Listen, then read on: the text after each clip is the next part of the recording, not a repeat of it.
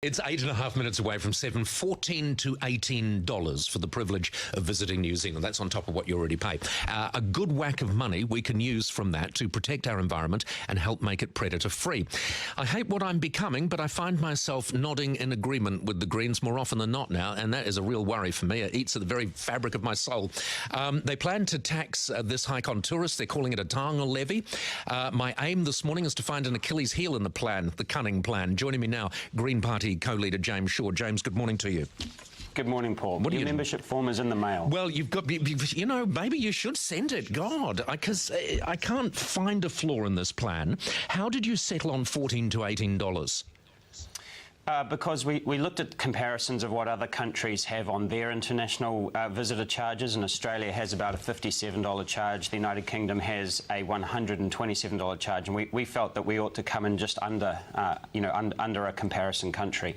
And it raises quite a lot of revenue. So by 2050, the year that we say we want to be predator-free, this revenue will raise about $1.5 billion. Okay, and I share your concerns as well that National have got this great idea, which is really your idea. They've got the idea. They're going to back it with everything other than the money to actually successfully achieve it. So this is a way of gaining some extra revenue. Okay, here's where I think there might be an Achilles heel, but even I, thinking about it, think you might be able to talk your way out of this. Compliance costs. You know, there's no point collecting $14 to $18 from international tourists to the country if it's going to cost $14 or $18 or more just to shuffle the money around. How much will the compliance costs be? Well, it's going to be very low, and because there's actually already a border and biosecurity fee. So you're just adding it to the existing fee? That's right. God. So that's one of the reasons why we decided to do that, is because there's already the infrastructure in place to collect that revenue. Okay, there's going to be a 70-30% split. So 70% of this money you propose will go straight to predator-free. No problems there, because obviously there's no compliance costs there. The 30% will go towards helping local councils pay for the cost of tourism to their area. Now, how will you distribute that? How does that work? Well, again, that's actually another government initiative that they announced but then didn't put any revenue into. Well, hang on. $3 million, to be fair, they put into it. $3 million big ones.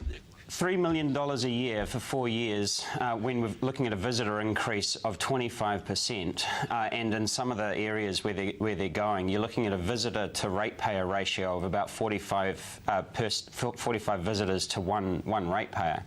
So that money isn't going to go very far. It really requires a substantial commitment if we're going to pay for all the car parks, the toilet upgrades, the local infrastructure, and so on. It's actually a really big commitment. Right. And I quite like that, and I knew you'd weasel your way out of the compliance cost thing, because, as you say, the structures are already in place. So really, this is almost just bank transfers. Pretty much. I mean, it's a pretty simple system. Most people don't even notice it, and we think it's not going to make any real difference to visitor numbers, especially given that we're looking at a 25% increase over the course. And do you know what? I would be really, if this went ahead, I would be really upfront about it, and I would congratulate international visitors for making this contribution. I would explain what it's for, what it's going to. I would be really, and I think people would think, oh yeah, I'm glad I've done that. Yeah, that's right. I think they'd be delighted to do it. I lived overseas for much of my career, and talking to people, who I lived with and worked with in London, they were always astounded that we didn't do something like this, when in fact most of the countries that they come from already did. Have you tried sitting down with National and just saying, hey, why don't you do this? We would like to support you. I mean, you've thrown all of your eggs in the Labour basket, and I think this week that's established as a mistake.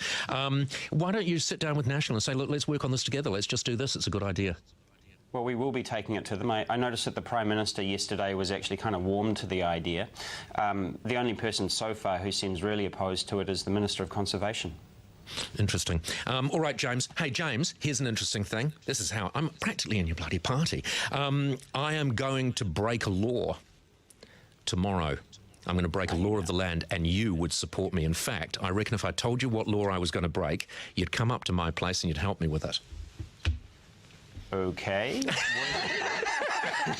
No, I can't tell you what law it is. I can tell you Monday. I can't tell you now, just in case the police come and stop me. Brilliant, James. Okay. Thank you very much for joining us. But it's something you would support. You'll be up there with your gun as well. James Shaw, Green Party co-leader.